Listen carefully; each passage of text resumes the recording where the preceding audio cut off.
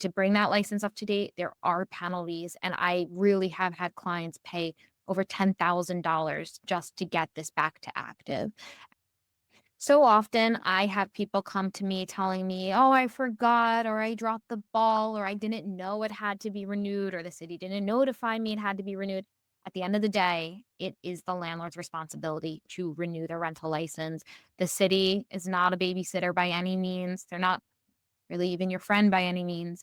They put the responsibility solely on you. So if it's been 20 years, 5 years, 1 year, the city won't just issue a new license unless the ownership has changed. If the ownership of the property is still the same, you have to renew the license that was on file with them before. You can't get a new one. And to bring that license up to date, there are penalties. And I really have had clients pay over $10,000 just to get this back to active.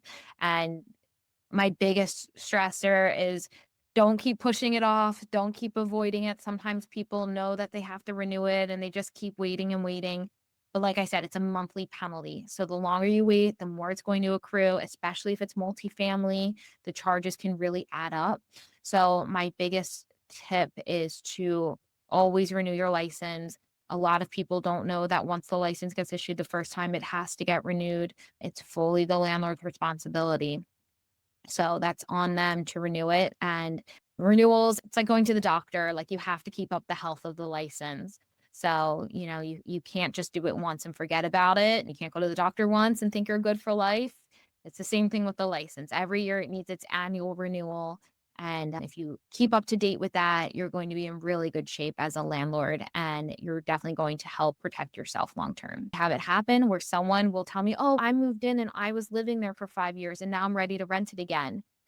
The city will still require that you pay all those penalties for the time that you lived in your own property and you did not renew or close the license. So, what you can do is if you have an active rental license and now you've realized you're not going to need a license anymore, close it. It's very easy to do. And then when you are ready to reopen it, we'll get you a new license and then you're good to go from there. The worst thing you can do is leave your license alone and let it expire. Do not let your license expire. It really adds up and it can be such a headache. You could have had that license active for 5 years, but if they stop paying rent and your license is expired and you go to court to file, it doesn't matter how long you were in compliance with the city.